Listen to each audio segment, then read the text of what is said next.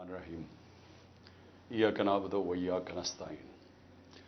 मेरे पाकिस्तानियों, इस वक्त मेरे घर के इर्द गिर्द जो इंटरनेट है वो काट दिया गया है। तो मैं ये अब उम्मीद रखता हूँ कि आपके पास ये जो आज मैं आपसे बातचीत करना चाहता हूँ ये आप तक पहुँच जाए। मकसद इसका सिर्फ ये है कि आजकल मीडिया मुकम्मल तौर पे कंट्रोल कर लिया गया और एक ही जो हमारे पास रास्ता है सोशल मीडिया, उसको कंट्रोल करने के लिए मेरे घर सारा इंटरनेट काट दिया ताकि मैं किसी भी तरह आप तक अपना पैगाम ना पहुंचा सकूं। तो मैं कोशिश करूंगा कि आप तक मेरी बातचीत पहुंच जाए। देखिए, सबसे पहले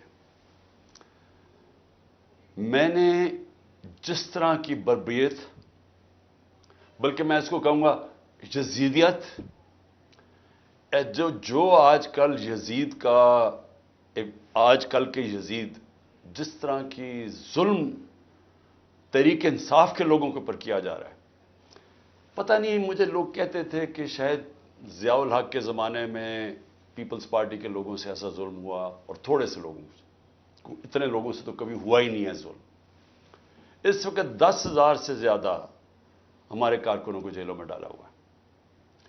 और मैं आपको ये बता दूं कि इतनी मुश्किल हालात हैं आज। आपने गर्मी देखी है, गर्मी की इंतहा है आज। छोटे छोटे पिंजरों में उनको बंद किया हुआ है, खाना उनको सही नहीं मिल रहा, पानी वो तरसते हैं वहां, वकीलों को मिलने नहीं देते, कई जगह हमारे वकील ही नहीं वहां पहुंच सकते। और उनको जिस तरह यानी कि कोई गैर मुल्क दुश्मन है उस तरह रखा हुआ है। बल्कि गैर मुल्क दुश्मन भी प्रिजनर्स ऑफ वॉर के भी हकूक होते हैं। यहां तो सिर्फ इनको एक कि फायदा उठाते हुए जो कोर कमांडर का घर जलाया गया, उसका फायदा उठाते हुए पहले से प्लान बना हुआ था। और मेरा जिस वक्त भी, ये मैं आपको बता दूं, जिस वक्त भी इसके ऊपर इन्वेस्टिगेशन होगी, ये साबित हो जाएगा कि ये प्री प्लान था सब कुछ। सो इसलिए उसके फायदा उठाते हुए एक ऐसा क्रैकडाउन है जो मैंने पाकिस्तान की तारीख में कभी नहीं देखा। सिर्फ यही नहीं कि पीपल्स सिर्फ तहरीक इंसाफ के कारकुनों को अंदर डाला है, सपोर्टर्स को, सोशल मीडिया के लोग जो अपने तौर पर पार्टी में भी नहीं, जो पीटीआई के लिए ट्वीट करते थे, उनको भी अंदर डाल दिया है। सारी लीडरशिप अंदर डाली हुई है। और निकलने का सिर्फ एक तरीका है कि एक वो जादू के लफ्ज कह दो, वो जिस तरह होता था ना, खुल जा सम सम। आप जादू का लफ्ज कह दें कि जी मैं तहरीक इंसाफ में नहीं हूं, तो आप रिहा हो सकते हैं। यानी ये मजाक हो रहा है हमारे मुल्क के साथ। किसी भी दौर के अंदर मैंने ये नहीं देखा कि सिर्फ और सिर्फ आपके ऊपर, अगर आप नहीं कहते कि मैं तहरीक इंसाफ में हूं, तो आपके ऊपर जुल्म होंगे, तशद्दुद होगा, आपको इस जगह इस तरह की गर्मी के अंदर आपको दड़बों में बंद कर देंगे। लेकिन जब आप ये कहेंगे कि मैं तहरीक इंसाफ छोड़ रहा हूं, तो सब कुछ ठीक हो जाएगा, आपके सारे गुनाह माफ हो जाएंगे। और फिर मुझे जो हैरत है आज कि कोई ह्यूमन राइट्स की आवाजें नहीं निकल रही। वो जो लोग शोर मचाते थे आजादी सहाफत की और बड़ा जुल्म कर रहा है इमरान खान, वो किधर, यानी अब किधर गई है आजादी सहाफत?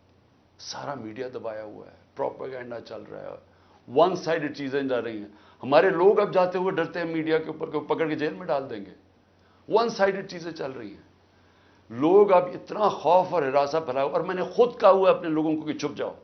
मैं खुद कह रहा हूं अपने कारकुनों को, अपने ऑफिस बेरर्स को, अपने ओहदेदारों को, कोई जरूरत नहीं है आपको सामने आने की। अपने घरों में ना रहो, छुप जाओ। क्योंकि ये जो अंधेरी रात है, ये जो रात में सबसे ज्यादा अंधेरा है, ये ज्यादा देर नहीं चलता। और अल्लाह कुरान में कहता है कि उसको जो सबसे ज्यादा चीज पसंद है, मुश्किल वक्त में सब्र करना। सब्र करें। मुझे पूरी तरह एहसास है कि आपके ऊपर क्या गुजर रही है। लेकिन जो मुझे अफसोस है कि हमारे कोई भी ह्यूमन राइट्स के जो लोग हैं, वो डर डर के कुछ एक आध बयान आ जाता है اور پھر میں صحافیوں کو کہوں گا، میں سمجھتا تھا کہ ہمارے صحافی بڑے پرو ڈیموکریسی ہیں، چلے جی میرے بڑے خلاف ہوں گے لیکن ڈیموکریسی کے لیے تو ساتھ ہے. تو وہ یہ جو تماشا ہے یہ کیسے دیکھ رہے ہیں؟ کیا ان کا کوئی ضمیر نہیں جاگ رہا؟ کیا جب انہوں نے شیرین مزاری سے جو ہوا اور جو اس نے پھر آخر میں جا کے پارٹی چھوڑی، کیا ان کو کوئی دل میں آواز نہیں کوئی آئی کہ یہ اس سے بڑا ظلم کیا ہو سکتا ہے ایک معاشرے پہ؟ کوئی آپ کو یہ لگا نہیں؟ جو عورتوں کی تنظیم ہے، جو عورتوں کے حقوق کے اوپر بات کرتی ہے، کہ ایک ایسی عورت جو بیوہ، والدہ اس کی بیوہ، بیٹی ایک جو اس کا دھیان رکھ رہی ہے، جو بلڈ پریشر کی مریض، اس سے جو انہوں نے کیا ہے اس گرمی کے اندر، کبھی ایک جیل میں لے کے جائیں، اس کے بعد ادھر سے نکال کے دوسرے جیل میں لے جائیں، ادھر عدالت اس کو ضمانت دے، کوئی اور کیس میں پکڑ کے لے جائیں، گجرات لے گئے اس گرمی کے اندر. تو بلڈ پریشر کی شیرین، ہمیں پتہ ہے اس کی صحت نے یہ اجازت ہی نہیں دینا تھا. میں نے تو شکر کیا کہ اس نے اس ظلم سے اپنے آپ کو بچانے کے لیے اس نے پارٹی سے ریزائن کیا. لیکن کس کو نقصان ہوا؟ پاکستان کی پالیٹکس کو نقصان ہوا. شیرین ہماری ٹاپ پارلیمنٹیرین تھی. میری کیبنٹ کے اندر وہ منسٹر تھی جو جس طرح وہ پڑھ لکھ کے ایک ایک ایشو کے اوپر آتی تھی، کوئی اور کیبنٹ منسٹر، ایک ہماری ڈاکٹر ثانیہ تھی، کہ اتنی محنت کر کے کبھی کیبنٹ میٹنگ میں نہیں آئی جو شیرین آتی تھی.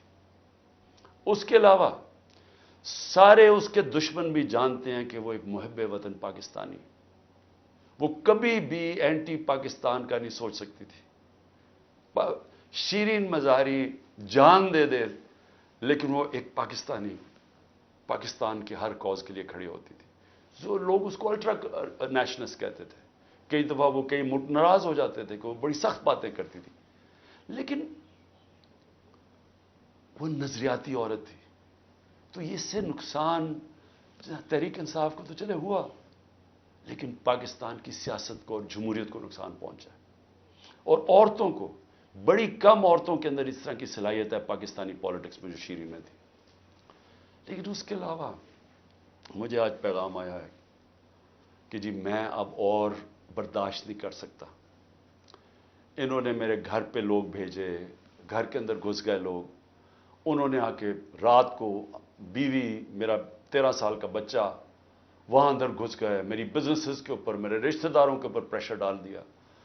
لیکن کہتا آخر میں انہوں نے کہا میں تمہارے 13 سال کے بیٹے کو اٹھا کے لے جائے گیا. تو میں جی اور پریشر برداشت نہیں کر سکتا، وہ بھی چھوڑ گیا. تو یہ اس وقت کا حالات ہے کہ کسی نہ کسی طرح پی ٹی آئی کو چھوڑیں گے، سب کچھ گناہ معاف ہو جائیں گے. میں اس وقت مجھے حیرت ہو رہی ہے، اور مجھے کئی لوگوں کے اوپر خود پتا ہے کہ ان کے اوپر کتنا پریشر تھا، کیونکہ مجھے بتاتے رہے کہ یہ کر رہے ہیں، اب یہ وہ کر رہے ہیں، اب میری بزنس بند کر دی ہے.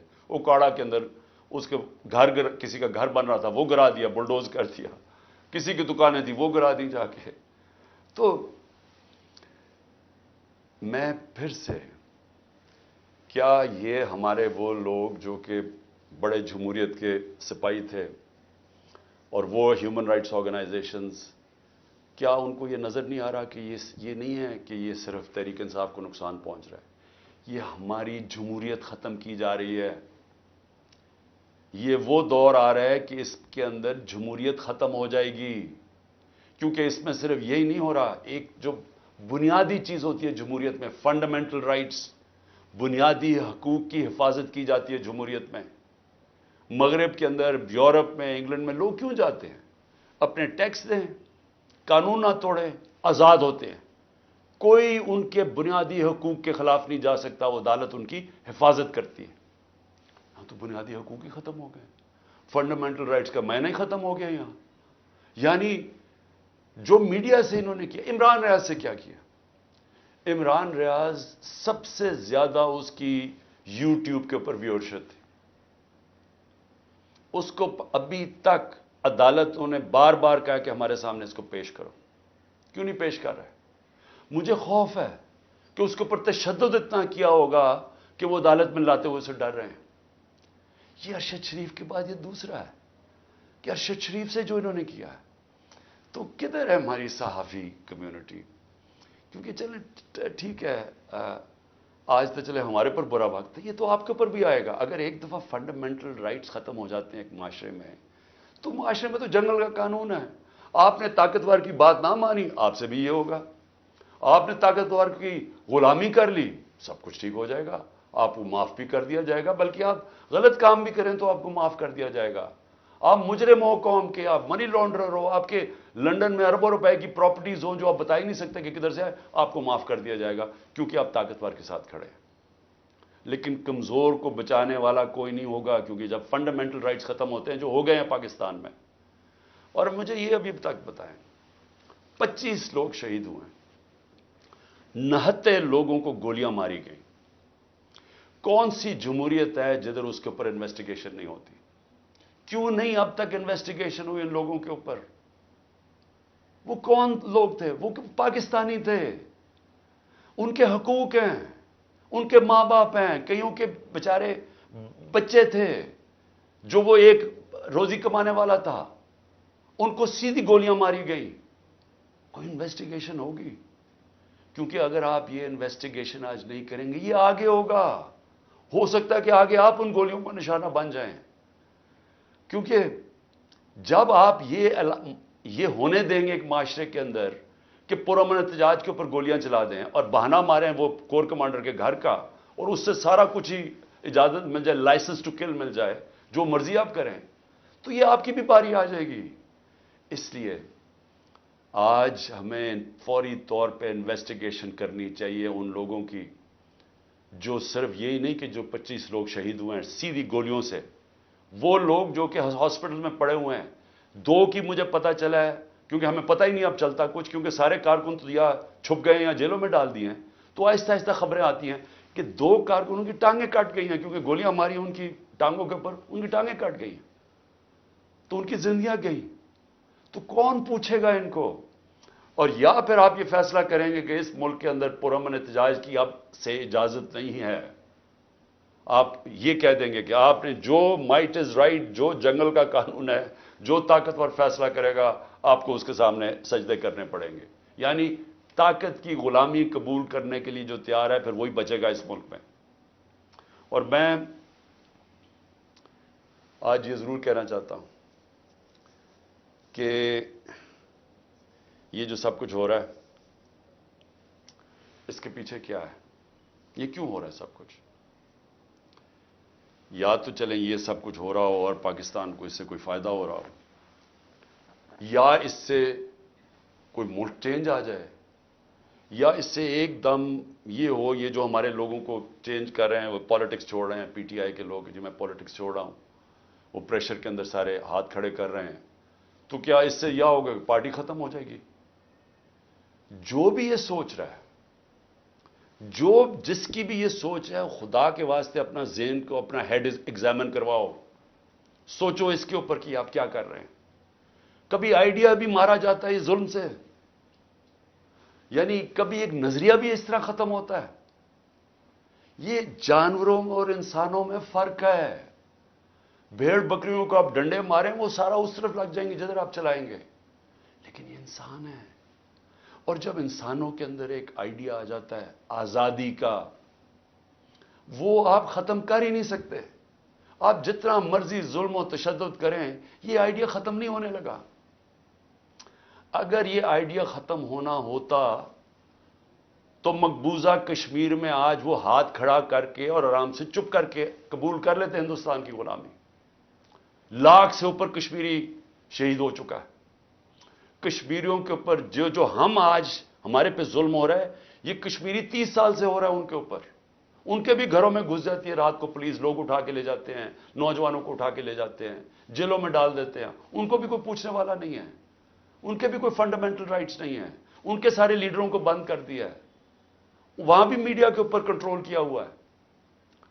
لیکن جس وقت موقع ملے گا کشمیریوں کو اپنی آواز سنانے کا، ایک آواز سے سارا کشمیری کہے گا آزادی.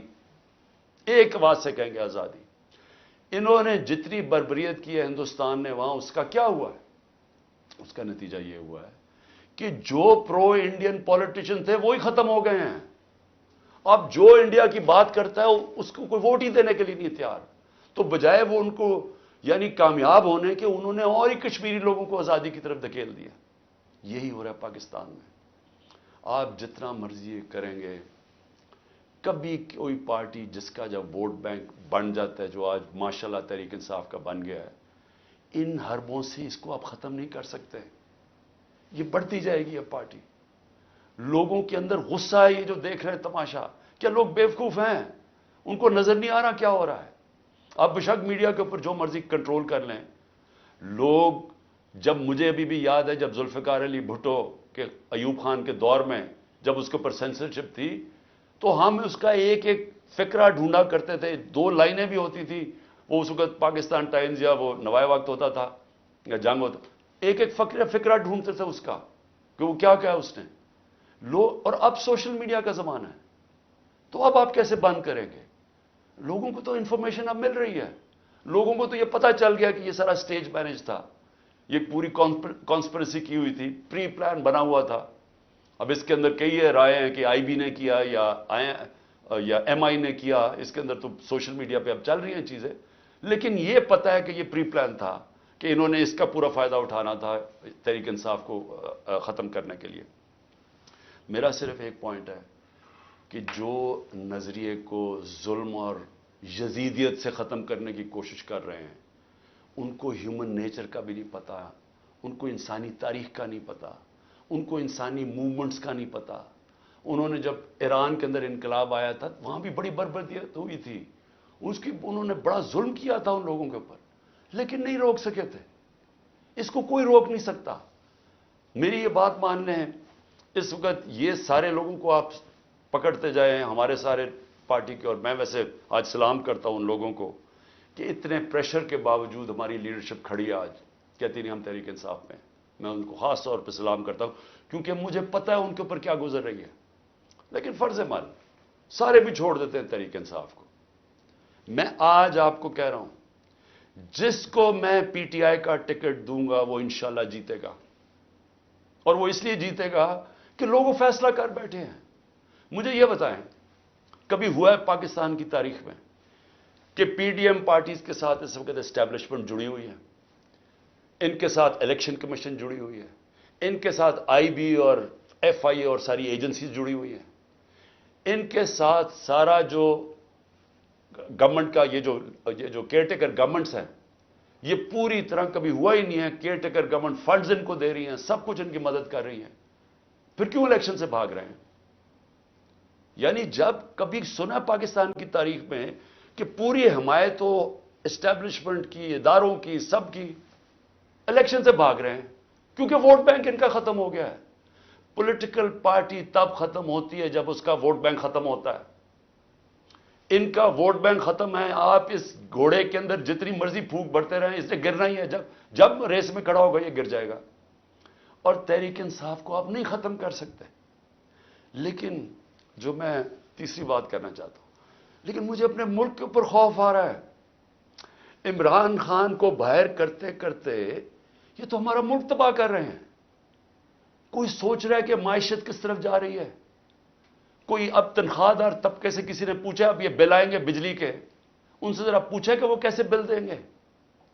कभी किसी ने पूछा है कि जो 100 रुपया था हमारे दौर में जब हम छोड़ के गए हैं, वो सिर्फ 50 रुपए उसकी कीमत, खरीदार कीमत रह गई है। तो इस महंगाई के अंदर किसी ने पूछा है कि इस मुल्क का कमजोर तबका कैसे गुजारा कर रहा है?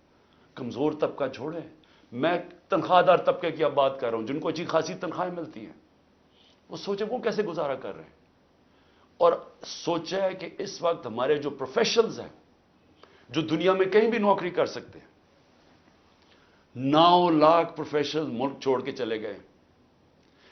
इसकी कोई अंदाजा है कि ये कितना बड़ा नुकसान है? अगर पाकिस्तान में हमने शौकत खानम कैंसर हॉस्पिटल बनाया था, और आप सारे अरब दुनिया में चले जाएं, वहां अगर आपको कैंसर हॉस्पिटल मिलेगा तो सारा बाहर से लोग, उनके जो स्टाफ है, जो ऑन्कोलॉजिस्ट हैं, जो कैंसर स्पेशलिस्ट, सब बाहर से आए हुए हैं। پاکستان میں کیوں ہم بنا سکے انٹرنیشنل کیلیبر کا ہاسپٹل؟ کیونکہ کوالیفائڈ پاکستانی باہر سے آئے تھے یہاں کام کرنے کے لیے. اب وہ لوگ باہر جانے کا سوچ رہے ہیں. 10% ہمارے کنسلٹنٹ چھوڑ کے جا رہے ہیں.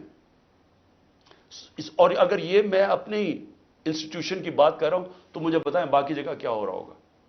جب اس ملک کے پروفیشنلز پڑھے لکھے لوگ چھوڑ کے ملک جا رہے ہیں, سوچیں یہ ملک کدھر جا رہا ہے. اور دوسرا, ڈالر جا رہے ہیں ملک سے باہر, سب ڈالر باہر بھیج رہے ہیں. اس وقت کوئی سرمایہ کاری نہیں ہو رہی, لوگ ڈالر خرید رہے ہیں. 300 سے زیادہ تو روپیہ ڈالر ہو گیا پاکستان میں. کیا اس کا اندازہ ہے کہ اب ملک کے اوپر کیا ہونے والا ہے؟ نہ کوئی انویسٹمنٹ آ رہی ہے, کوئی سرمایہ کاری نہیں آ رہی, نہ پاکستان کے اندر کوئی سرمایہ کاری کرنا چاہتا ہے نہ باہر. وہ ڈالر پکڑ کے بیٹھ گئے. نہ باہر سے کوئی کمرشل بینک پیسے دینے کے لیے تیار ہے, نہ باہر سے کوئی انویسٹر آنے کے لیے تیار ہے. اور سارے جو پاکستان کے ہم ریکارڈ انڈیکیٹرز چھوڑ کے گئے تھے, ریکارڈ پہ ایکسپورٹس تھی, آج ایکسپورٹس گر رہی ہیں. ریکارڈ پہ ریمیٹنسز تھی, وہ آج ریمیٹنسز گر رہی ہیں. ریکارڈ ٹیکس کلیکشن تھی, آج ٹیکس کلیکشن گر رہی ہے.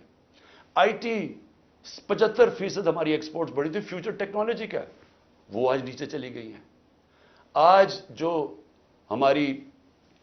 ہمارا جو کسان ہے, ذرا اسے پوچھے تو صحیح کہ اس کے کیسا گزارا ہو رہا ہے. کتنا پیسہ تب بن رہا تھا, آج وہ کتنا پیسہ بنا رہا ہے.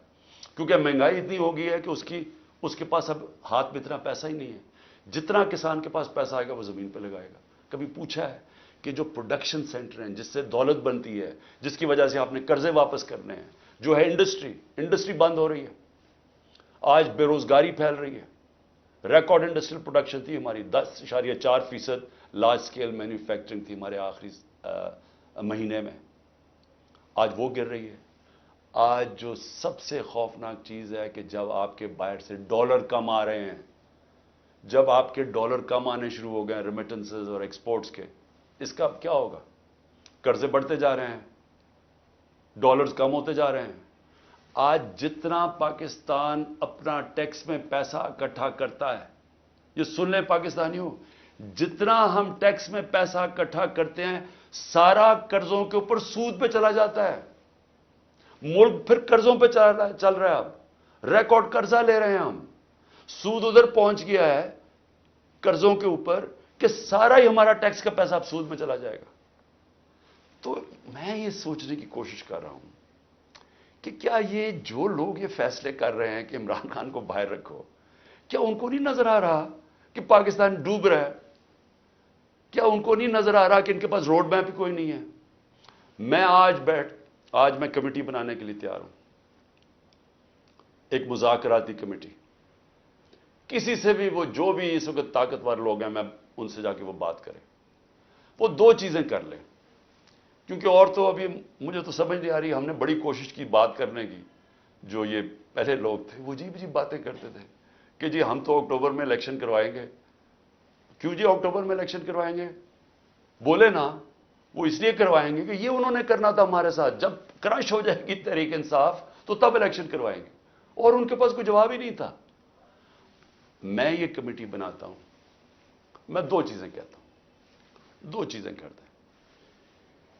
اگر اس کمیٹی کو یہ بیٹھ کے کہہ دیں کہ جی عمران خان کے بغیر پاکستان بہتر ہو جائے گا اور آپ کے پاس کوئی سلوشن ہے, میں پھر سے کہتا ہوں کہ اس ملک کی خاطر میں چھوڑ دیتا ہوں, میں پیچھے ہٹ جاتا ہوں. اگر آپ یہ کمیٹی کو سمجھا دیں کہ میرے بغیر ملک بہتر چلے گا, چلے میں ملک کی خاطر یہ بھی چھوڑنے کے لیے تیار ہوں. یا دوسری چیز, یا اس کمیٹی کو یہ کہہ دیں کہ اکتوبر میں الیکشن کروانے سے پاکستان کو کیا فائدہ ہے. یہ تو ہمیں سمجھ آ رہی ہے کہ اکتوبر تک تحریک انصاف کو ان کا خیال ہے کرش کر دیں گے, لیکن پاکستان کو کیا فائدہ ہے؟ ہم کیوں اکتوبر تک انتظار کر رہے ہیں جب ملک نیچے جا رہا ہے؟ یا یہ دو چیزیں کنونس کر دیں, میں اس کی کمیٹی بناؤں گا, میں انشاءاللہ کل اناؤنس کر دوں گا. لیکن میں آج آخر میں دو چیزوں پہ اب ختم کرتا ہوں. ایک تو آخر میں تو میں القادر کے اوپر بات کرنا چاہتا ہوں, جو 4 گھنٹے میں 4.5 گھنٹے مجھے نیب میں بٹھایا کل انہوں نے, اس کے اوپر بات کرنا چاہتا ہوں. لیکن اس سے پہلے میں اپنے سپریم کورٹ کے ججز سے آج اپنی قوم کی طرف سے اپیل کرتا ہوں. دیکھیں, آپ اس وقت ہماری آخری امید ہے. پاکستان میں اب رول آف لا ختم ہو چکا ہے. آئین اس ملک کے اندر تقریباً ختم ہو چکا ہے. جب 14 میں میرا یہ رائٹ تھا، میں نے اسمبلیز اپنے آئین کے مطابق ڈیزالو کی تھی، 2 اپنی اسمبلیز میں نے اپنے آئین کے مطابق ڈیزالو کی تھی کہ 90 دن میں الیکشن ہوگا. کدھر گیا الیکشن؟ 14 مئی کی انہوں نے ڈیٹ دی چیف جسٹس صاحب نے اور سپریم کورٹ. 14 مئی گزر گئی، کسی کو کچھ فرق ہی نہیں پڑا. تو اس کا مطلب تو آئین جب آپ کا گیا ہے تو رہ گیا جنگل کا قانون. اب تو اس میں مطلب کہ جو طاقتور وہ فیصلہ کرے گا کون سا آئین کی شکل پہ چلنا ہے. اس نے نظریہ ضرورت تو شروع ہو گیا پاکستان میں. میں اپنے سپریم کورٹ کے ججز کا، مجھے پتا ہے آپ کے اندر اختلافات ہیں. دیکھیں، ملک کے لیے بہت ضروری ہے. آپ نے اگر اس ملک کی جمہوریت کو نہ بچایا اور آخری امید اب آپ رہ گئے، یہ تاریخ آپ کو معاف نہیں کرے گی. کیونکہ جا رہا ہے جس طرح پاکستان جا رہا ہے، یہ ساری ہماری ڈیموکریسی کو ڈسمینٹل کیا جا رہا ہے. سارے جو جمہوریت کے ادارے ہیں وہ ایک ایک کر کے تباہ کیے جا رہے ہیں. یا جمہوریت نہیں ہے اب. ہم تو میں بیٹھا ہوتا ہوں ہر روز کہ کس دن آ کے مجھے پکڑ لیں گے. ایک دم انٹرنیٹ بند کر دی پکڑ کے. یعنی کون سی جمہوریت میں ہوتا ہے؟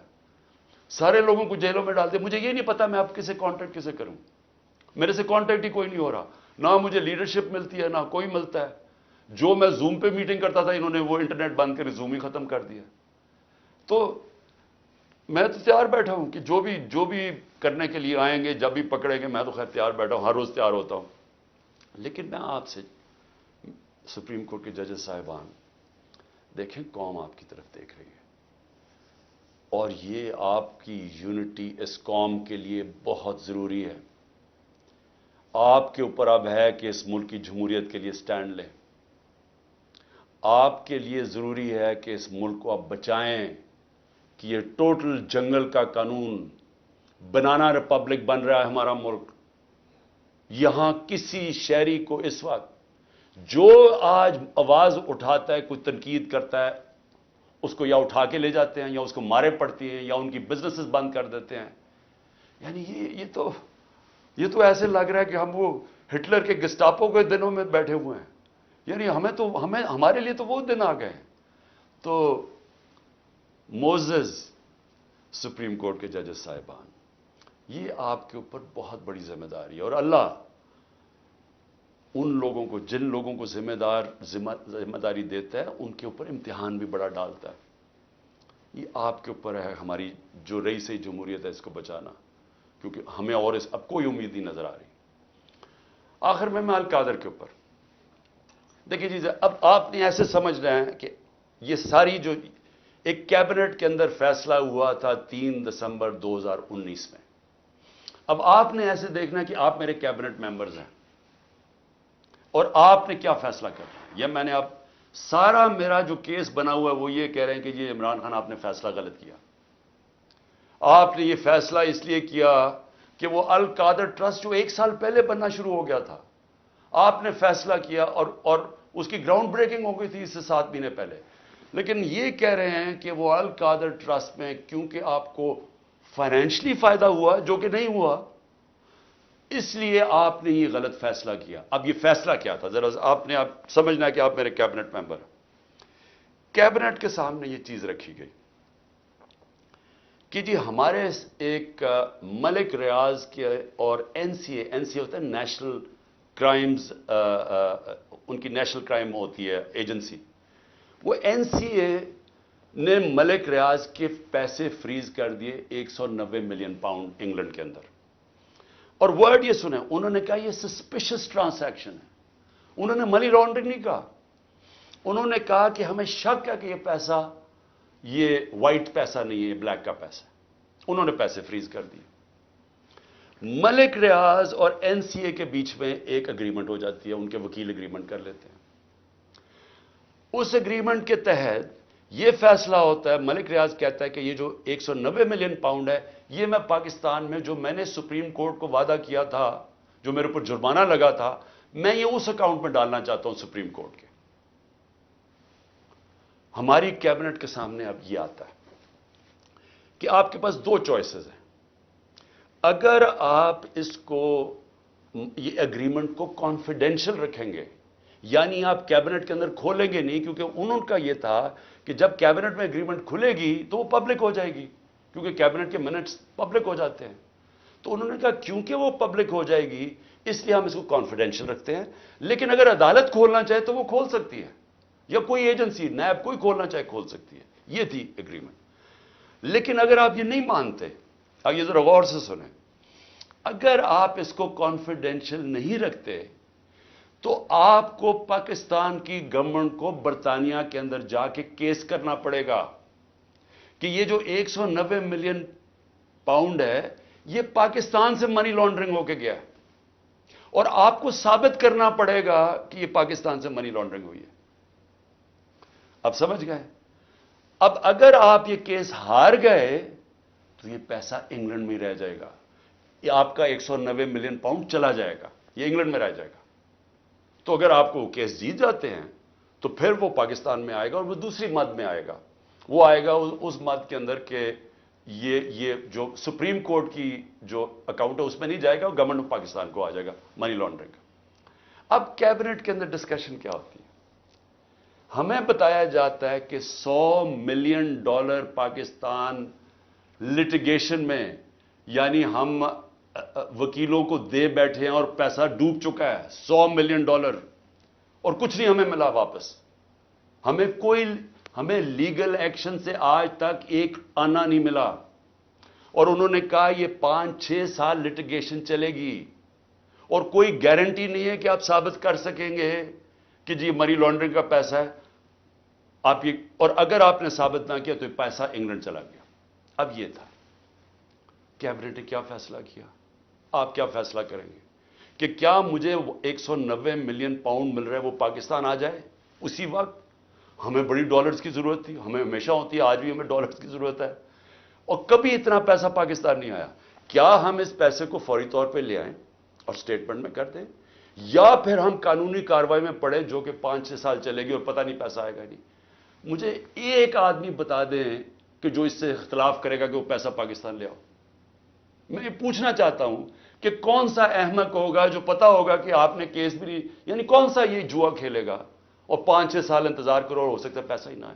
تو ساری کیبنٹ نے فیصلہ کیا کہ جناب ٹھیک ہے، کانفیڈینشیل اگریمنٹ ہم مان لیتے ہیں، پیسہ پاکستان آ جاؤ۔ پیسہ پاکستان آ گیا، اسٹیٹ بینک کے اندر ڈپازٹ ہو گیا، سپریم کورٹ کے اندر وہ پیسہ ڈپازٹ ہو گیا 190 ملین پاؤنڈ۔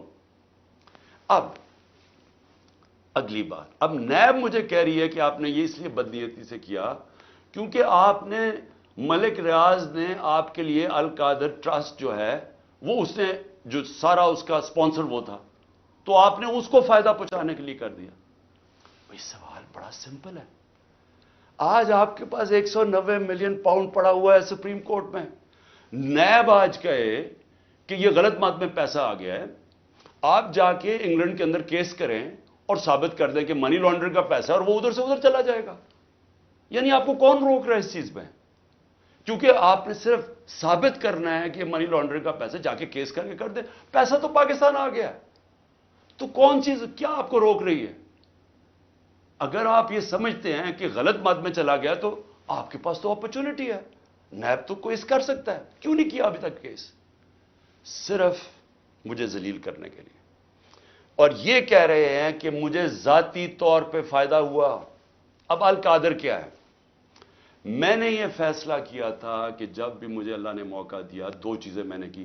رحمت للعالمین اتھارٹی سیٹ اپ کی کہ میں اپنے بچوں کو سیرت نبی اسکولوں سے شروع کریں، ریسرچ کروائیں، ہمارا کیریکٹر بلڈنگ شروع ہو، ہماری اخلاقیات بالکل ختم ہو چکی ہے، اس کو ہم اٹھائیں اپنے نبی کی سیرت کے ذریعے۔ اور دوسرا میں نے یہ یونیورسٹی رحمت للعالمین اتھارٹی، اور یہ دوسرا یونیورسٹی کا سوچا، القادر یونیورسٹی، جس میں ہم نے کوشش یہ کی کہ سیرت نبی کے اوپر ہم ریسرچ کریں، انٹرنیشنل اسکالرز کو میں نے انگیج کیا، اور پھر ٹیکنالوجی بھی پڑھائی جائے بچوں کو۔ یہ اس کا مطلب تھا کہ ماڈرن ٹیکنالوجیز بھی پڑھائیں، آرٹیفیشل انٹیلیجنس ایسی، اور ساتھ ساتھ اپنی لیڈرشپ ڈیولپ کریں سیرت نبی کے اوپر، ان کے کیریکٹر کے اوپر، اور لوگوں تیار کریں۔ میری جو بیوی بشرا بیگم، ان کے اوپر وارنٹ نکال دیے گئے، کس چیز کے؟ کہ وہ ایک ٹرسٹی ہیں، ان کو میں نے ٹرسٹی رکھا۔ کیوں ٹرسٹی رکھا؟ کیونکہ سیرت نبی میں ان کو انٹرسٹ ہے، انہوں نے بڑی پڑھا ہوا ہے اس چیز کے اوپر، انہوں نے پڑھا، یعنی وہ ان کا شوق ہے کہ یہ سیرت نبی پھیلائی جائے، تو اس کو ٹرسٹی رکھ دیا۔ ٹرسٹی کو لکھا ہوا ہے ڈیڈ میں نہ ایک آنا مل سکتا ہے، نہ ان کی تنخواہ ہے، نہ کوئی پیسہ مل سکتا ہے، نہ ان کا پراپرٹی میں کچھ ہے، ان کا کوئی تعلق نہیں ہوتا۔ ٹرسٹی کا صرف کام ہوتا ہے کہ جس وجہ سے ٹرسٹ بنا تھا، مثلا شوکت خانم ہے، تو شوکت خانم اگر غریبوں کا 75% مفت علاج ہونا تھا کینسر کا، تو یہ نہ ہو کہ وہ 50% کر دیں، یعنی اس لیے ہوتا ہے ٹرسٹ، جو پالیسیز ہوتی ہیں وہ، باقی پروفیشنل چلایا جاتا ہے، چاہے وہ القادر ہو، چاہے نمل یونیورسٹی، چاہے شوکت خانم ہو۔ نہ مجھے 1 روپے کا فائدہ آج تک شوکت خانم سے ہوا ہے، نہ نمل یونیورسٹی سے ہوا، اور نہ القادر سے ہوا، کیونکہ القادر ایک پروفیشنل اب وہ چل رہا ہے، وہاں سارے بچوں کو مفت تعلیم مل رہی ہے، جو بھی القادر میں پڑھ رہے ہیں سب کو مفت مل رہی ہے، اور ان کو جس طرح میں نے آپ کو کہا کہ اس کا مقصد کیا، یہ کہہ رہے ہیں نیب کہ مجھے ذاتی طور پہ فائدہ ہوا، کدھر؟ اچھا، کیونکہ پیسے کا تو کوئی بتا نہیں سکتے، مجھے کیا پیسے کا فائدہ ہوا؟ تو کہہ رہے نہیں سیاسی طور پہ آپ کو فائدہ ہوا، کہ جس طرح القادر سے میری سیاست جم گئی۔ یہ ہے کیس۔ میں صرف آپ کو یہ بتانا چاہتا تھا کہ اتنا پروپیگنڈا ہو رہا ہے، لوگوں کو بتا، 4.5 گھنٹے مجھے نیب میں بٹھایا، اور بار بار یہی پوچھتے رہے کہ جی دیکھیں آپ کو تو اس سے بڑا فائدہ ہوا ہے۔ اور ملک ریاض کو آپ نے کیوں کیا؟ بھئی ملک ریاض کو اس لیے کیا کہ پاکستان کے سب سے بڑا بلڈر ہے وہ ہے ملک ریاض، اور ملک ریاض میرا کیا انٹرسٹ تھا، وہ اس کے پاس جو موبلائزنگ اکوپمنٹ ہے وہ سب سے تیزی سے کام کرتا ہے، یعنی وہ اگر آپ اسے کہے کوئی اتنی تیز کام نہیں کرتا جتنا ملک ریاض کی کنسٹرکشن کرتی ہے۔ میرا انٹرسٹ کیا تھا کہ وہ جلدی سے سیٹ اپ ہو، القادر جتنی جلدی سیٹ اپ ہو، اور میں اگر پرائم منسٹر تھا میں ان کو فائدہ پہنچا سکوں، انٹرنیشنل اسکالرز لا سکوں ہوتے ہوئے اس وقت، میرا تو صرف یہ انٹرسٹ تھا۔ اور مجھے اس سے کیا انٹرسٹ ہے؟ جس طرح ہر سال شوکت خانم میں 9 ارب روپیہ اکٹھا ہوتا ہے، تو کیا وہ میری ذات کے لیے ہو رہا ہے؟ اس لیے میں چاہتا تھا کہ میں آپ کو کلیئر کر دوں کہ جس طرح کی کوششیں کی جا رہی ہیں، اور مجھے جو انہوں نے پکڑا تھا نیب میں وہ اتنی بدنیتی تھی کہ انہوں نے 28 کو ایک دم میری جو انکوائری کو انویسٹیگیشن میں بدل دیا، مجھے انکوائری رپورٹ ہی نہیں دکھائی، اور 28 کو انکوائری سے انویسٹیگیشن کرتے ہیں، 1 تاریخ کو میرا وارنٹ نکال دیتے ہیں، اور مجھے پتہ ہی نہیں ہے کہ قانون کہتا ہے کہ انکوائری میں میرا جواب آنا چاہیے، اور جس دن میں اٹھاتے ہیں مجھے وہاں سے رینجرز آ کے مجھے جس آپ کے سامنے جو طریقہ انہوں نے اختیار کیا مجھے اٹھانے کا، اس دن میں بیل لینے کے لیے بیٹھا ہوا تھا، کیونکہ ہمیں اخباروں سے پتا چلا کہ انہوں نے انویسٹیگیشن کر دیا، کوئی انصار عباسی کا آرٹیکل آیا 30 اپریل کو، تب ہمیں پتا چلا کہ انہوں نے انویسٹیگیشن کر دیا۔ میرے وکیل نے لکھا لاہور اسلام آباد ہائی کورٹ کو، یہ کیا مذاق ہو رہا ہے؟ تو میں اس دن اسلام آباد ہائی کورٹ اس پہ جا رہا تھا عدالت میں، جب انہوں نے ادھر سے اغوا کر کے باہر لے گئے اور پکڑ کے، جب جیل میں پہنچا تو پہلے ہی دفعہ تب انہوں نے مجھے انکوائری رپورٹ دکھائی۔ تو یہ تھا سارا ڈرامہ، میں نے کہا آپ سب کو بتا دوں۔ آخر میں اپنی ساری قوم کو کہنا چاہتا ہوں کہ دیکھیں یہ جو برا وقت ہے یہ ایک اللہ کا نظام ہے، اس میں ہمیں صبر کرنا چاہیے، کوئی ہمیں اس میں دل برداشتہ نہیں ہونا چاہیے۔